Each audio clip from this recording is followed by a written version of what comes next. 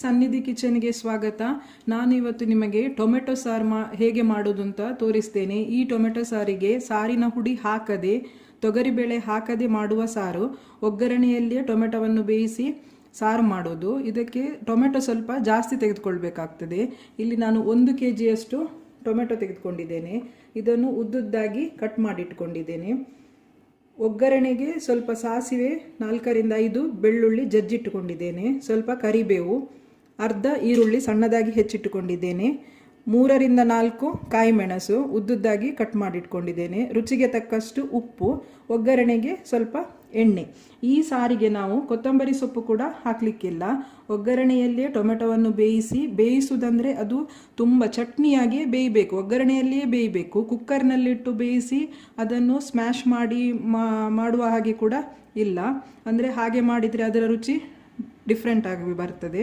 ಅದಕ್ಕೋಸ್ಕರ ಹೀಗೆ ಒಗ್ಗರಣೆಯಲ್ಲಿಯೇ ಟೊಮೆಟೊವನ್ನು ಚೆನ್ನಾಗಿ ಬೇಯಿಸಿ ಸಾರು ಮಾಡೋದು. ಈಗ ಹೇಗೆ ಮಾಡೋದು ಅಂತ ತೋರಿಸ್ತೇನೆ. ಒಂದು ಕಡಾಯಿ ತೆಗೆದುಕೊಂಡು, ಕಡಾಯಿ ನೀವು ನಾನ್ ಸ್ಟಿಕ್ ಅಥವಾ ಅಲ್ಯೂಮಿನಿಯಂ ತೆಗೆದುಕೊಳ್ಳಿ. ಯಾಕೆಂದರೆ ಸ್ಟೀಲಿನಲ್ಲಿ ಅದು ತಳ ಹಿಡಿತದೆ ಟೊಮೆಟೊ ಅಷ್ಟು ಹೊತ್ತು ಬೇಯಿಸುವಾಗ. ಅದಕ್ಕೋಸ್ಕರ ನಾನ್ ಸ್ಟಿಕ್ ಅಥವಾ ಅಲ್ಯೂಮಿನಿಯಂ ಕಡಾಯಿ ತೆಗೆದುಕೊಳ್ಳಿ. ಈಗ ಇದಕ್ಕೆ ಒಂದು 2 ರಿಂದ 3 ಸ್ಪೂನಿನಾಗುವಷ್ಟು ಎಣ್ಣೆ ಹಾಕಿ,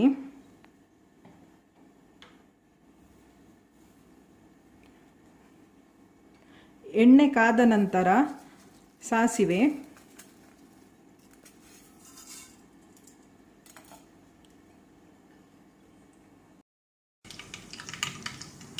ಈಗ ಸಾಸಿವೆ ಸಿಡಿದ ಮೇಲೆ ಇದಕ್ಕೆ ಬೆಳ್ಳುಳ್ಳಿ ಹಾಕಬೇಕು. ಬೆಳ್ಳುಳ್ಳಿ ಚೆನ್ನಾಗಿ ಕೆಂಪಗೆ ಕಾಯಬೇಕು. ಕೆಂಪಗೆ ಕಾದ ನಂತರ ಕರಿಬೇವು ಹಾಕುವ.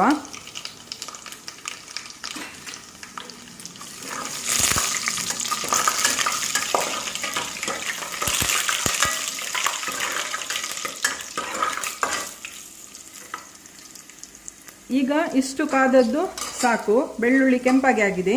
ಈಗ ಇದಕ್ಕೆ ಕರಿಬೇವು ಹಾಕುವ.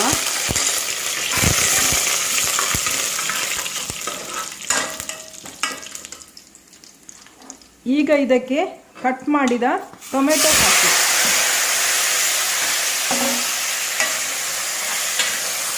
ಟೊಮೆಟೊ ಹಾಕಿ ಚೆನ್ನಾಗಿ ಹೀಗೆ ಒಂದು ಒಳ್ಳೆ ಮಿಕ್ಸ್ ಕೊಡಿ.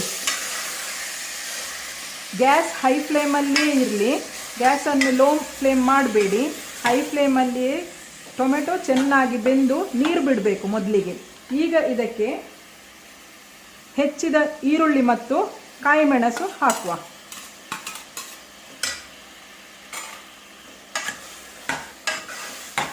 ಟೊಮೆಟೊ ಚೆನ್ನಾಗಿ ನೀರು ಬಿಟ್ಟ ಮೇಲೆ ಗ್ಯಾಸನ್ನು ಸಿಮ್ಮಲ್ಲಿಟ್ಟು ಟೊಮೆಟೊವನ್ನು ಚೆನ್ನಾಗಿ ನೀರು ಹಾಕದೆ ಹೀಗೇನೆ ಚೆನ್ನಾಗಿ ಬೇಯಿಸಬೇಕು. ಟೊಮೆಟೊ ಈಗ ಸರಿಯಾಗಿ ನೀರು ಬಿಡಲಿ, ಅಷ್ಟರವರೆಗೆ ಗ್ಯಾಸನ್ನು ಹೈ ಫ್ಲೇಮಲ್ಲಿಟ್ಟು ಬೇಯಿಸುವ. ಈಗ ಉಪ್ಪು ಕೂಡ ಸೇರಿಸುವುದು ಬೇಡ. ಟೊಮೆಟೊ ಚೆನ್ನಾಗಿ ಬೆಂದ ನಂತರ ಉಪ್ಪು ಸೇರಿಸಿ ಎಷ್ಟು ಬೇಕೋ ಅಷ್ಟು ನಮಗೆ ಸಾರಿಗೆ ನೀರು ಹಾಕುವ. ಈಗ ಇದು ಚೆನ್ನಾಗಿ ಒಂದು 5 ನಿಮಿಷ ಮುಚ್ಚಳ ಇಟ್ಟು ಹೈ ಫ್ಲೇಮಲ್ಲಿ ಟೊಮೆಟೊ ಚೆನ್ನಾಗಿ ಬೇಯಲಿ. ಈಗ ಟೊಮೆಟೊ ಇಷ್ಟು ನೀರು ಬಿಟ್ಟ ಮೇಲೆ ಗ್ಯಾಸನ್ನು ಸಿಮ್ಮಲ್ಲಿಟ್ಟು ಇದನ್ನು ಇನ್ನೂ 10 ನಿಮಿಷ ಚೆನ್ನಾಗಿ ಬೇಯಿಸಬೇಕು. ಟೊಮೆಟೊ ಹೇಗೆ ಬೇಯಬೇಕಂದ್ರೆ ಅದು ಬೆಂದು ಚಟ್ನಿಯ ಥರ ಆಗಬೇಕು. ಆಮೇಲೆ ನೀರು ಹಾಕೋದು ಮತ್ತು ಉಪ್ಪು ಸೇರಿಸೋದು. ಈಗ ಗ್ಯಾಸನ್ನು ಸಿಮ್ಮಲ್ಲಿಟ್ಟು ಇನ್ನೂ ಒಂದು 10 ನಿಮಿಷ ಚೆನ್ನಾಗಿ ಟೊಮೆಟೊವನ್ನು ಬೇಯಿಸಿ. ಈಗ ಟೊಮೆಟೊ ಇಷ್ಟು ಬೆಂದದ್ದು ಸಾಕು ನೋಡಿ, ಚೆನ್ನಾಗಿ ಬೆಂದಿದೆ. ಬೆಂದು ಚಟ್ನಿ ಥರ ಆಗಬೇಕು. ಹೀಗೆ ಒಂದು ಕೂಡ ಟೊಮೆಟೊದ್ದು ಪೀಸ್ ಇಡೀ ಇರಬಾರ್ದು, ಅಷ್ಟು ಚೆನ್ನಾಗಿ ಬೇಯಬೇಕು. ಇಲ್ಲದಿದ್ದರೆ ನಮಗೆ ಸಾರು ದಪ್ಪ ಬರೋದಿಲ್ಲ. ಯಾಕೆಂದರೆ ನಾವಿದಕ್ಕೆ ತೊಗರಿಬೇಳೆ ಕೂಡ ಹಾಕಲಿಲ್ಲ. ಟೊಮೆಟೊ ಜಾಸ್ತಿ ಹಾಕಿದಷ್ಟು ಸಾರಿದ್ದು ರುಚಿ ಹೆಚ್ಚಾಗ್ತದೆ. ಈಗ ಇದಕ್ಕೆ ಬೇಕಾದಷ್ಟು ನೀರು ಹಾಕುವ.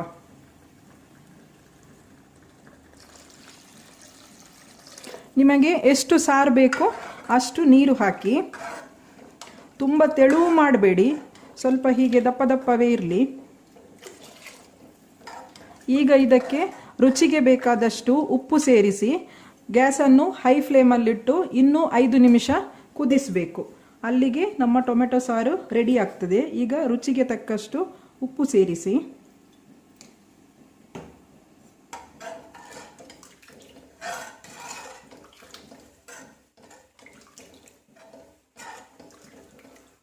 ಈಗ ಗ್ಯಾಸನ್ನು ಹೈ ಫ್ಲೇಮಲ್ಲಿಟ್ಟು ಒಂದು ಒಳ್ಳೆ ಕುದಿ ಬರುವಷ್ಟು ಕುದಿಸಿ. ಫ್ರೆಂಡ್ಸ್, ನಮ್ಮ ಟೊಮೆಟೊ ಸಾರು ರೆಡಿಯಾಗಿದೆ. ಇದು ಇಷ್ಟು ಕುದಿ ಬಂದರೆ ಸಾಕು. ಈಗ ಗ್ಯಾಸ್ ಆಫ್ ಮಾಡುವ. ಇದಕ್ಕೆ ಕೊತ್ತಂಬರಿ ಸೊಪ್ಪು ಹಾಕಲಿಕ್ಕಿಲ್ಲ. ಕೊತ್ತಂಬರಿ ಸೊಪ್ಪು ಹಾಕಿದರೆ ಸಾರಿನ ಟೇಸ್ಟ್ ಡಿಫ್ರೆಂಟ್ ಆಗ್ತದೆ. ಅಂದರೆ ನಾವು ಸಾರಿನ ಪುಡಿ ಮತ್ತು ತೊಗರಿಬೇಳೆ ಹಾಕಿ ಮಾಡುವ ಸಾರು ಹೇಗೆ ಆಗ್ತದೆ ಹಾಗೆ ಆಗ್ತದೆ. ಅದಕ್ಕೋಸ್ಕರ ಕೊತ್ತಂಬರಿ ಸೊಪ್ಪು ಹಾಕಲಿಕ್ಕಿಲ್ಲ.